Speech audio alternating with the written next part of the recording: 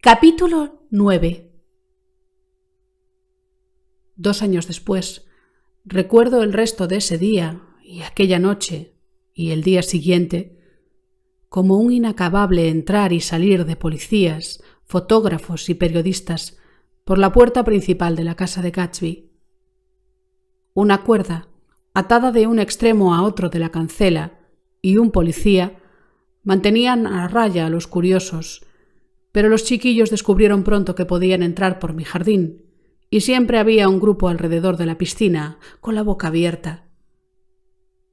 Alguien de gestos decididos, un detective quizá, usó la expresión loco cuando se inclinó esa tarde sobre el cadáver de Wilson, y la imprevista autoridad de su voz estableció el tono de los reportajes que publicaron los periódicos a la mañana siguiente. La mayoría de esos reportajes eran una pesadilla, grotescos, intrascendentes, tendenciosos y falsos. Cuando el testimonio de Michaelis durante la investigación sacó a la luz las sospechas de Wilson sobre su mujer, pensé que inmediatamente algún periodicucho sensacionalista nos serviría la historia completa, pero Catherine, que podría haber dicho cualquier cosa, no dijo una palabra. Demostró una sorprendente firmeza de carácter.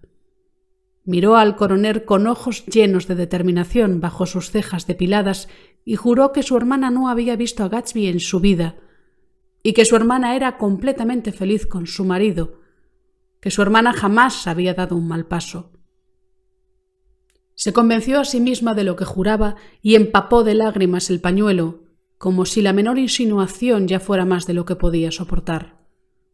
De modo que Wilson fue reducido a individuo trastornado por el dolor, para simplificar el caso al máximo, y ahí quedó todo. Pero esa parte de la historia me parece lejana e insustancial. Me vi completamente solo al lado de Gatsby. Desde el momento en que llamé por teléfono a West End para dar la noticia de la catástrofe, todas las conjeturas sobre Gatsby y todas las cuestiones prácticas recayeron sobre mí. Al principio me sentí sorprendido y confuso. Luego, mientras él yacía en su casa y ni se movía, ni respiraba ni hablaba, hora tras hora, me fui convenciendo de que debía asumir la responsabilidad, porque no había ningún otro interesado. Interesado, digo, con ese intenso interés personal al que cualquiera tiene derecho cuando llega a su fin. Llamé a Daisy media hora después de que lo encontráramos. La llamé instintivamente y sin la menor vacilación, pero Tom y ella se habían ido a primera hora de esa tarde llevándose el equipaje. ¿No han dejado una dirección? No. ¿Han dicho cuándo volverán? No. ¿Tiene idea de dónde pueden estar? ¿Cómo podría ponerme en contacto con ellos? No lo sé, no puedo decirle. Quería encontrar a alguien que lo acompañara. Quería entrar en la habitación donde yacía y tranquilizarlo. Te encontraré a alguien, Gatsby, no te preocupes. Confía en mí y encontraré a alguien que te haga compañía. El nombre de Meyer Wolfshin no aparecía en la guía de teléfonos. El mayordomo me dio la dirección de su despacho en Broadway y llamé a información, pero cuando conseguí el número ya eran más de las 5 y no contestaba el teléfono. ¿Puede llamar otra vez? Ya he llamado 3 veces, dijo la telefonista. Es muy importante. Lo siento, me temo que no hay nadie. Volví al salón y pensé por un momento que todos esos funcionarios que de improviso habían llenado la casa eran gente que se presentaba por casualidad. Pero cuando levantaron la sábana y miraron el cadáver con ojos estupefactos, la protesta de Gatsby volvió a sonar en mi cerebro. Escucha, compañero, trae a alguien que me acompañe. Haz todo lo posible. No puedo soportar esto solo. Alguien empezó a hacerme preguntas, pero me escabullí. y subí a la segunda planta para buscar en los cajones del escritorio que no estaban cerrados con llave. Nunca me había dicho expresamente que sus padres hubieran muerto, pero no había nada. Solo la foto de Dan Cody, signo de una violencia olvidada, que me miraba fijamente desde la pared. A la mañana siguiente mandé al mayordomo a Nueva York con una carta para Wolfshin, pidiéndole información y rogándole que se acercara en el próximo tren. Esto me pareció superfluo cuando lo escribí. Estaba seguro de que se pondría en camino en cuanto leyera los periódicos, como estaba seguro de que antes de mediodía llegaría un telegrama de Daisy. Pero no llegaron ni el telegrama ni el señor Wolfshin. Nadie llegó, excepto más policías, más fotógrafos y más periodistas. Cuando el mayordomo volvió con la respuesta de Wolfshin, empecé a tener una sensación de desafío, de desprecio y de solidaridad entre Gatsby y yo contra todos. Querido señor Carraway, este ha sido uno de los golpes más terribles de mi vida y me cuesta creer que sea cierto. Un acto tan insensato como el de ese hombre debería hacernos pensar. Me es imposible ir en este momento porque me tiene atado un asunto muy importante y ahora no me puedo mezclar en eso. Si hay algo que pueda hacer más adelante, mándeme una carta con Edgar haciéndomelo saber. Casi no sé ni dónde estoy cuando oigo una cosa así. Y me siento totalmente hundido, noqueado. Le saluda atentamente Meyer Wolfshin. Y añadí atropelladamente: téngame al corriente del funeral, etc. No conozco a su familia. Cuando sonó el teléfono esa tarde y la centralita anunció una llamada a larga distancia desde Chicago, creí que por fin era Daisy. Pero me llegó débil y lejana una voz de hombre. «¿Aquí es Grail?» «Sí». No me sonaba ese nombre. «¡Mierda de mercancía! ¿Ha recibido mi telegrama?» «No ha llegado ningún telegrama». «El joven Parker tiene problemas. Lo han cogido cuando trataba de vender los bonos. Recibieron de Nueva York una circular con los números 5 minutos antes. ¿Qué me dice? Nunca sabe uno lo que le espera en estas ciudades atrasadas». «Oiga», lo interrumpí asfixiándome. «Oiga, no soy el señor Gatsby. El señor Gatsby ha muerto». Hubo un largo silencio al otro lado de la línea, seguido por una exclamación e inmediatamente un seco graznido cuando se cortó la llamada. Creo que fue el tercer día cuando llegó de un pueblo de Minnesota un telegrama firmado por Henry C. Gatz. Solo decía que el remitente salía inmediatamente hacia Nueva York y que se pospusiera el funeral hasta su llegada. Era el padre de Gatsby, un anciano solemne, desolado y confundido, que se protegía del caluroso día de septiembre con un largo abrigo barato. Los ojos no dejaban de lagrimearle por la emoción, y cuando le cogí la maleta y el sombrero, empezó a tirarse con tanta insistencia de la barba gris y rala que me costó trabajo quitarle el abrigo. Estaba a punto de derrumbarse, así que lo llevé a la sala de música y lo obligué a sentarse mientras mandaba que le trajeran algo de comer. Pero no podía comer, y el vaso de leche se le derramó en la mano temblorosa. Vi en Chicago el periódico. El periódico de Chicago lo recogía todo. Me vine enseguida.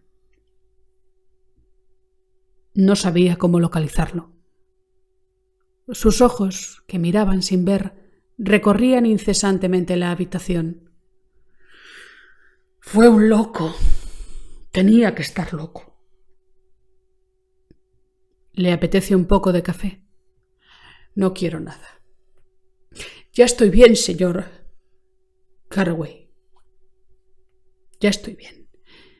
¿Dónde han puesto a Jimmy?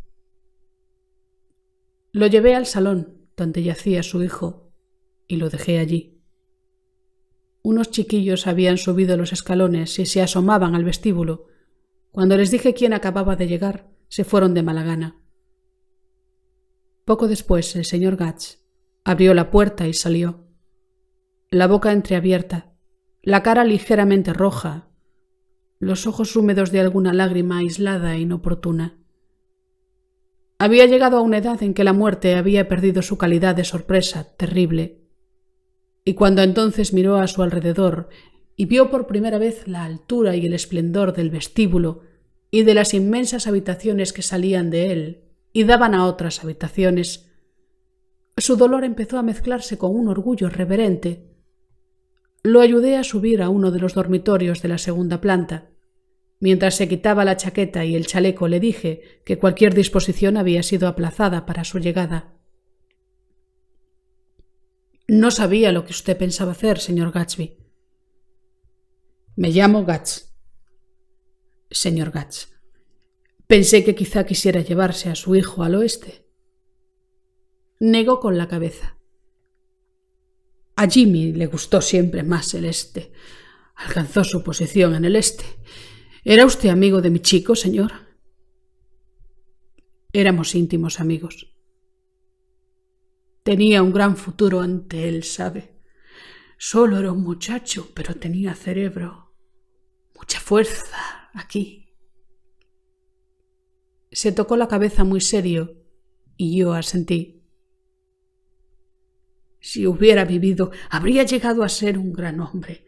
Un hombre como James J. Hill. Habría contribuido a levantar el país. Eso es verdad, dije incómodo. Trató de quitar la colcha bordada de la cama, se tumbó muy derecho y se durmió instantáneamente. Esa noche llamó por teléfono una persona que no podía ocultar su pánico y que quiso saber quién era yo antes de decirme su nombre. Habla con el señor Carraway, le dije. Ah, sonó más tranquilo. Soy Klipspringer. Yo también me sentí más tranquilo porque su llamada parecía prometer otro amigo para el entierro de Gatsby. No quería anunciarlo en los periódicos y atraer a una multitud que acudiera, como quien va a un espectáculo, así que hice unas cuantas llamadas telefónicas. No era fácil encontrar a nadie. El funeral es mañana, le dije a Klipspringer. A las 3 en la casa. Avísele a todo el que pueda estar interesado. Ah, sí, me cortó. No creo que vea a nadie, pero lo haré si tengo ocasión. Su tono me hizo desconfiar. Usted vendrá, por supuesto. Bueno, lo intentaré, sí. Para lo que le llamaba era porque... Espere un momento. Lo interrumpí. ¿Vendrá o no? Bueno, el hecho es que la verdad es que estoy con alguna gente en Greenwich y quieren que mañana pase el día con ellos. Hay un picnic o algo por el estilo, pero sí, haré lo posible por escaparme. No pude contener un ya, seguro. Y debió oírme porque continuó nervioso. Bueno, he llamado porque me dejé ahí un par de zapatos. No sé si sería mucha molestia mandármelos con el mayordomo. Son unas zapatillas de tenis y me siento como desvalido sin ellas. Mi dirección es BF... No oí el resto del nombre porque colgué. Después de aquello sentí cierta vergüenza por Gatsby. Un señor al que llamé por teléfono insinuó que había recibido su merecido. La culpa fue mía, porque era uno de los que, envalentonados por el licor de Gatsby, solía hablar de Gatsby con más desdén, y yo tendría que haber sido lo suficientemente listo como para no llamarlo. La mañana del funeral fui a Nueva York a ver a Meyer Wolfsheim. Parecía no haber otro modo de localizarlo. En la puerta que abrí, siguiendo las instrucciones del ascensorista, había un rótulo en el que se leía The Svastika Holding Company, y al principio creí que no había nadie, pero después de gritar buenos días en vano varias veces, empezaron a discutir en la habitación contigua y al momento apareció en la puerta interior una judía muy atractiva que me examinó con unos ojos negros y hostiles. «No hay nadie», dijo. «El señor Wolfsheim ha ido a Chicago». Lo primero era evidentemente falso, porque dentro alguien había empezado a silbar desafinado el rosario. Haga el favor de decirle que el señor Carroway quiere verlo. Voy a buscarlo a Chicago. En ese momento una voz, inequívocamente la del señor Wolfshin, gritó: «Estela», al otro lado de la puerta. «Déjeme su nombre en la mesa», dijo ella. «Le daré el recado en cuanto vuelva». «Pero sé que está aquí». Dio un paso hacia mí y empezó a pasarse las manos por las caderas arriba y abajo. «Ustedes, los jóvenes, se creen que pueden entrar aquí cuando les da la gana. Y nos tienen hartos, hasta la náusea. Cuando digo que está en Chicago, está en Chicago». Mencioné a Gatsby. «Oh», volvió a mirarme. «¿Podría... ¿Me repite su nombre?» Se esfumó. Al instante apareció solemnemente en la puerta Meyer Wolfshin, tendiéndome las dos manos. Me hizo entrar en su despacho mientras comentaba con voz reverente que era un momento muy triste para todos nosotros y me ofreció un cigarro. La memoria me lleva al día en que lo conocí. Un mayor, muy joven, recién licenciado y cubierto de medallas que había ganado en la guerra. No tenía ni un centavo. Seguía usando el uniforme porque no tenía dinero para comprarse ropa. Lo vi por primera vez en los billares de Wimbrenner, en la calle 43, donde entró a pedir trabajo. No comía desde hacía 2 días. «Véngase a almorzar conmigo», le dije. Devoró más de $4 de comida en media hora. ¿Lo introdujo usted en los negocios? ¿Introducirlo? Yo lo hice un hombre de negocios. ¿Ah? Le saqué de la nada, directamente del arroyo. Me di cuenta enseguida de que era un joven con buena apariencia y aires de señor, y cuando me dijo que había estado en Oxford, supe que podía serme muy útil. Le aconsejé que se afiliara a la Legión Americana, donde estaría muy bien considerado. Hizo entonces un trabajo para uno de mis clientes en Albany. Estábamos así de unidos. Levantó 2 dedos bulbosos. Siempre juntos. Me pregunté si aquella sociedad habría incluido la operación de las Grandes Ligas de Béisbol de 1919. Y ahora está muerto. Usted era su amigo más íntimo, así que sé que quiere que vaya al funeral esta tarde. Me gustaría ir. Muy bien, entonces venga. Los pelos de sus orificios nasales vibraron ligeramente y mientras decía no con la cabeza, los ojos se le llenaron de lágrimas. No puedo mezclarme en eso. No hay nada en lo que mezclarse, ya todo ha terminado. Cuando matan a un hombre no me gusta mezclarme, me mantengo al margen. Cuando era joven era distinto. Si moría un amigo y no importa cómo, seguía a su lado hasta el final. Quizá le parezca sentimental, pero hablo en serio, hasta el final, por amargo que fuera. Vi que por alguna razón particular había decidido no asistir al funeral, así que me puse de pie. ¿Ha ido usted a la universidad?, preguntó de improviso. Por un momento pensé que iba a proponerme una conexión, pero se limitó a asentir y a estrecharme la mano. Tenemos que aprender a demostrarle nuestra amistad a un hombre cuando está vivo, y no después de muerto. Después mi regla es no mover las cosas. Cuando salí del despacho el cielo se había oscurecido y lloviznaba al llegar a West Egg. Me cambié de ropa. Me acerqué a la casa vecina y encontré al señor Gatz paseando por el vestíbulo, emocionado. El orgullo por su hijo y las posesiones de su hijo no había dejado de crecer y quería enseñarme algo. Jimmy me mandó esta foto. Sacó la billetera con dedos temblorosos. Mire. Era una fotografía de la casa, rota por las esquinas y sucia de muchas manos. Me enseñó cada detalle con fervor. Mire esto.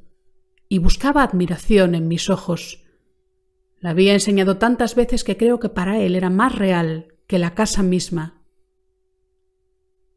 Me la mandó Jimmy. Creo que es una foto muy buena. Sale todo muy bien. Sí, muy bien. ¿Había visto a su hijo últimamente? Fue a verme hace 2 años y me compró la casa donde vivo ahora. Nos dejó destrozados cuando se escapó de casa, pero ahora veo que tenía motivos para hacerlo. Sabía que tenía un gran futuro por delante y en cuanto empezó a tener éxito fue muy generoso conmigo. Parecía resistirse a guardar la foto y me dejó verla unos segundos más. Luego se guardó la billetera y se sacó del bolsillo un ejemplar muy viejo, mugriento y desencuadernado, de un libro llamado Hopalong Cassidy. Mire, este libro era suyo, de cuando era chiquillo. Ahora verá. Lo abrió por el final y le dio la vuelta para que yo pudiera verlo. En la hoja de guarda habían escrito con letra de imprenta la palabra horario y la fecha 12 de septiembre de 1906. Y debajo: levantarse 6. Gimnasia y pesas 6:15, 6:30. Estudiar electricidad, etc. 7:15, 8:15. Trabajo 8:30, 4:30. Béisbol y deportes 4:30, 5. Ejercicios prácticos de elocuencia y saber estar 5, 6. Estudio de inventos útiles 7, 9. Propósitos generales: no perder el tiempo en shafters o nombre ilegible. Dejar de fumar y de mascar chicle. Baño un día sí y otro no. Leer una revista o un libro provechosos a la semana. Ahorrar $5. Tachado. $3 a la semana. Portarme mejor con mis padres. Encontré este libro por casualidad. Dijo el anciano. ¿No es revelador? Es revelador. Jimmy estaba destinado a triunfar. Siempre se estaba proponiendo cosas por el estilo. Se da cuenta de cómo se preocupaba de cultivar su inteligencia. En eso era ejemplar. Una vez me dijo que yo comía como un cerdo y le pegué. Se resistía a cerrar el libro. Leía cada línea en voz alta y me miraba con ansiedad. Creo que incluso esperaba que copiara la lista para mi propio uso. Poco antes de las 3, el ministro luterano llegó de Flushing y empecé a mirar involuntariamente por las ventanas para ver si aparecían más coches. El padre de Gatsby hacía lo mismo. Y conforme pasaba el tiempo, cuando los criados esperaban ya en el vestíbulo, empezó a parpadear nerviosamente y a hablar de la lluvia con preocupación e incertidumbre. El ministro miró un par de veces su reloj, así que lo llevé aparte y le pedí que esperara media hora, pero fue inútil. No vino nadie. A eso de las 5 nuestra procesión de 3 coches llegó al cementerio y se detuvo a la entrada bajo una llovizna persistente. Primero el coche fúnebre, horriblemente negro y mojado. Luego el señor Gatz, el ministro y yo en la limusina. Y muy poco después en la furgoneta de Gatsby, 4 o 5 criados y el cartero de Westek, todos empapados hasta los huesos. Cuando entrábamos en el cementerio, oí que un coche se paraba y el sonido de alguien que chapoteaba en el suelo mojado detrás de nosotros. Me volví a mirar. Era el hombre con gafas como ojos de búho, a quien descubrí una noche hacía 3 meses maravillado ante los libros de la biblioteca de Gatsby. No lo había visto desde entonces. No sé cómo se enteró del entierro, ni siquiera sé su nombre. La lluvia corría por sus gafas muy gruesas y él se las quitó y las secó para ver cómo levantaban la lona que protegía la tumba de Gatsby.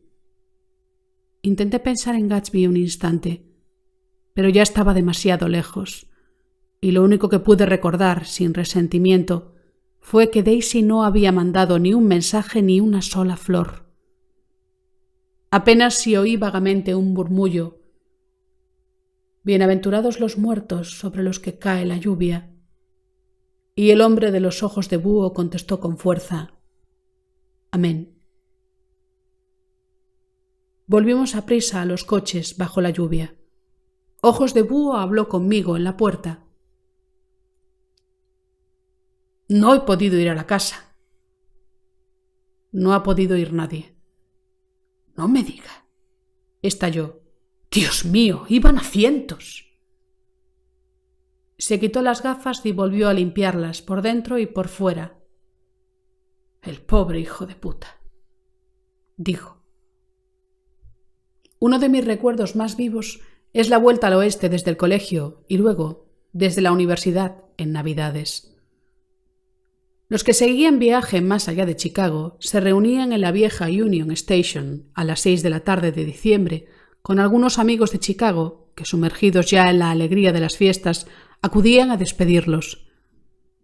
Recuerdo los abrigos de piel de las chicas que volvían del colegio de Miss Tal o Miss Cual, y las charlas entre el vaho helado de la respiración, y las manos que se levantaban a saludar cuando veíamos a viejos amigos y cómo comparábamos nuestras listas de invitaciones.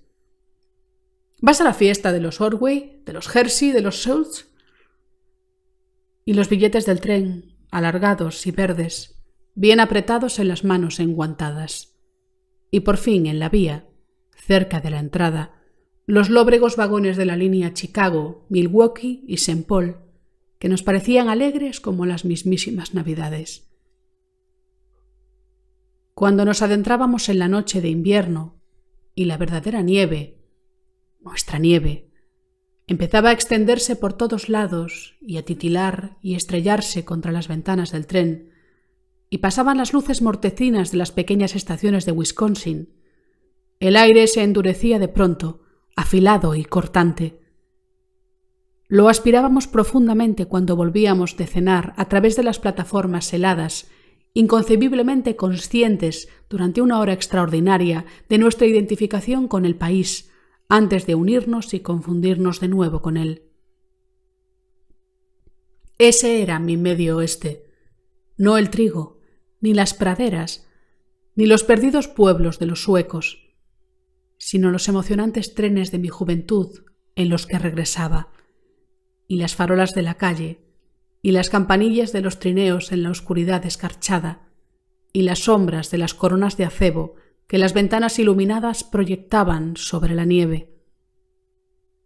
Formo parte de ese mundo, un poco solemne por la sensación de aquellos largos inviernos, un poco orgulloso por haber crecido en la casa de los Carraway, en una ciudad en que las casas todavía son conocidas durante décadas por el nombre de la familia propietaria.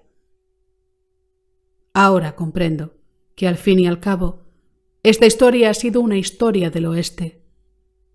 Tom y Gatsby, Daisy y Jordan y yo somos del oeste, y quizás suframos en común alguna deficiencia que nos hace sutilmente inadaptables a la vida del este. Incluso cuando el este me impresionaba más, incluso cuando era más consciente de su superioridad sobre las aburridas, desangeladas y abotargadas ciudades de más allá de Ohio, con su inquisitivo e incansable fisgoneo del que solo se libran los niños y los muy ancianos, incluso entonces tenía para mí el este una nota de distorsión. Westek, especialmente, sigue apareciendo en mis sueños más fantásticos. Lo veo como una escena nocturna pintada por el Greco. Un centenar de casas, a la vez convencionales y grotescas, encogidas bajo un cielo hosco y agobiante y una luna sin lustre.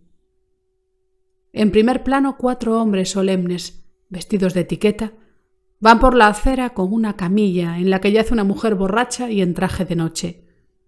La mano, que cuelga a un lado, centellea enjollada y fría. Muy serios, los hombres entran en una casa equivocada. Pero nadie sabe el nombre de la mujer, ni a nadie le importa. Después de la muerte de Gatsby, El este me parecía hechizado, distorsionado, sin que mis ojos pudieran corregirlo. Así que, cuando el humo de las hojas secas flotaba ya en el aire y la ropa húmeda empezó a congelarse en los tendederos al soplo del viento, decidí volver a casa. Había algo que tenía que hacer antes de irme, algo desagradable y embarazoso que probablemente hubiera sido mejor no hacer. Pero quería dejarlo todo en orden y no confiar en que el mar indiferente y diligente se llevara mi basura. Vi a Jordan Baker y hablé de lo que había pasado entre nosotros y de lo que después me había pasado a mí. Y ella me escuchó, muy quieta, en un gran sillón. Iba vestida de golfista, y me acuerdo de que pensé que parecía una buena foto para una revista ilustrada, con el mentón graciosamente levantado, el pelo color de hoja en otoño y la cara del mismo tono tostado que el guante sin dedos que descansaba en su rodilla. Cuando acabé, me dijo sin más comentarios que se había comprometido con otro. No me lo creí del todo, aunque había varios con los que habría podido casarse con un simple gesto de asentimiento, pero fingí sorpresa. Por un momento me pregunté si no me estaría equivocando. Luego volví a pensarlo todo rápidamente y me levanté para despedirme. «Pero fuiste tú el que me dejó», dijo Jordan de improviso. «Me dejaste por teléfono. Ya no me importas lo más mínimo, pero aquello fue para mí una experiencia nueva y durante un tiempo me sentí un poco desorientada». Nos estrechamos la mano. ¿Te acuerdas de una conversación que tuvimos una vez sobre conducir un coche? No, no me acuerdo. ¿No dijiste que un mal conductor solo está seguro hasta que se encuentra con otro mal conductor?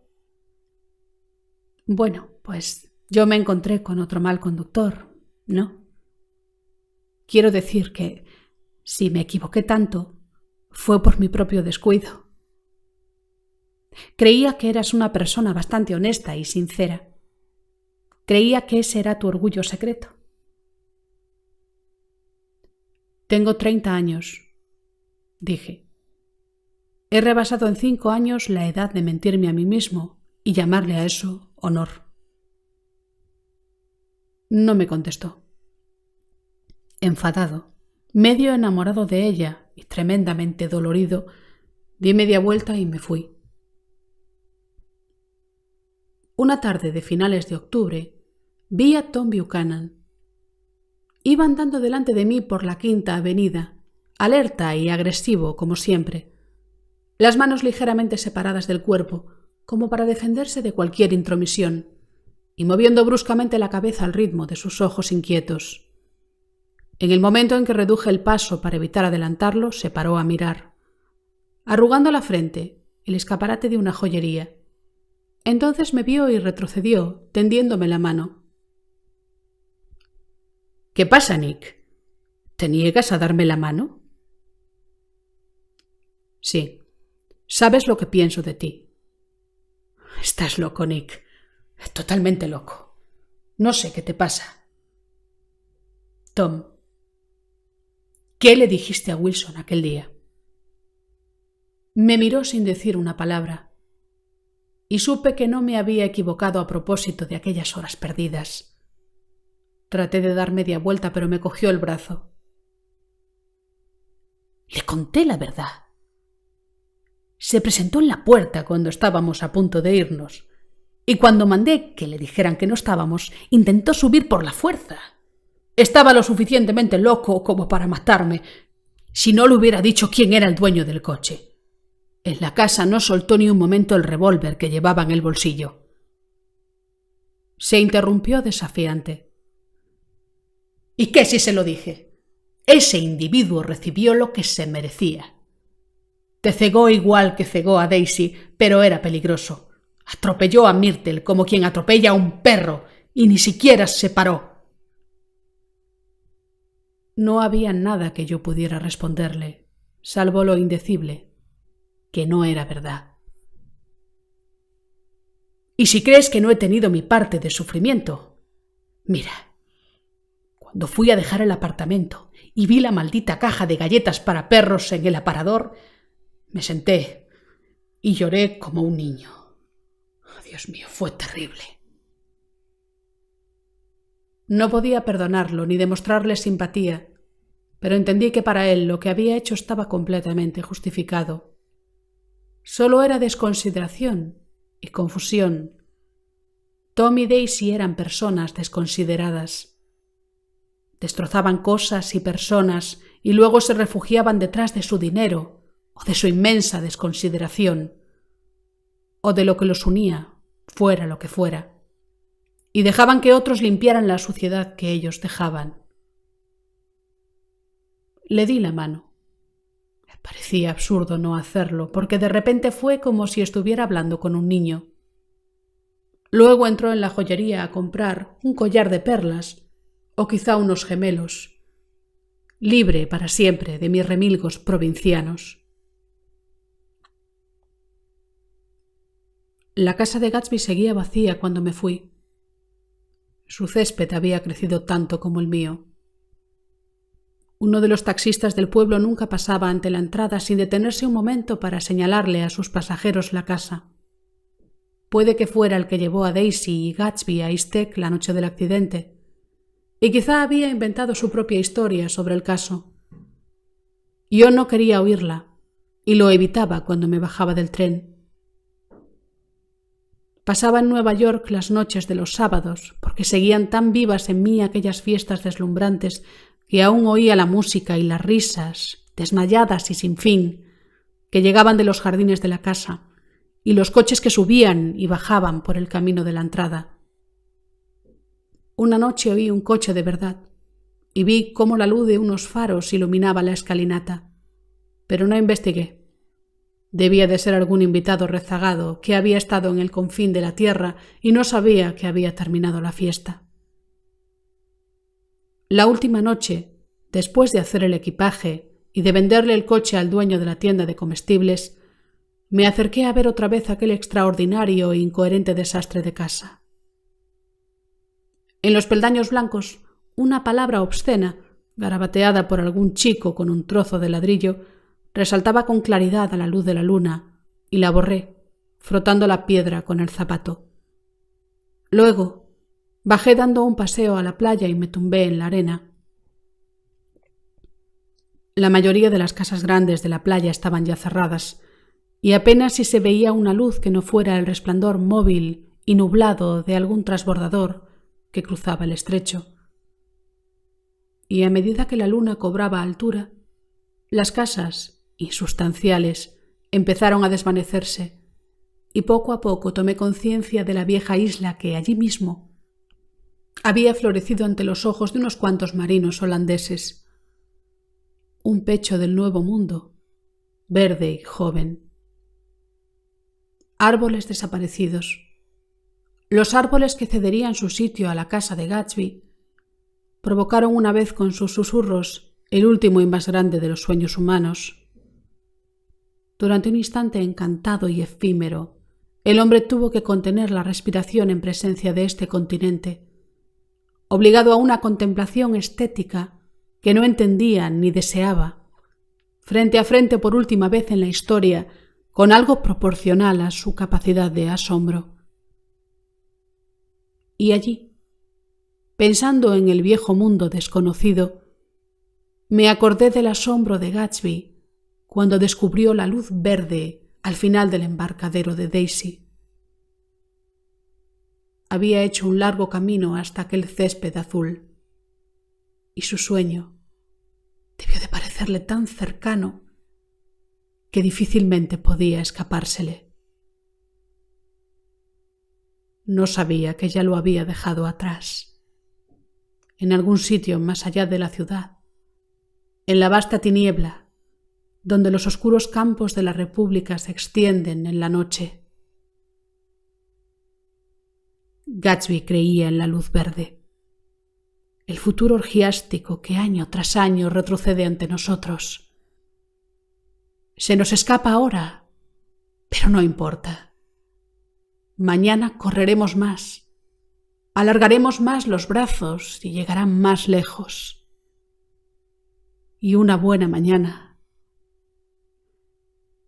Así seguimos, golpeándonos, barcas contra corriente, devueltos sin cesar al pasado.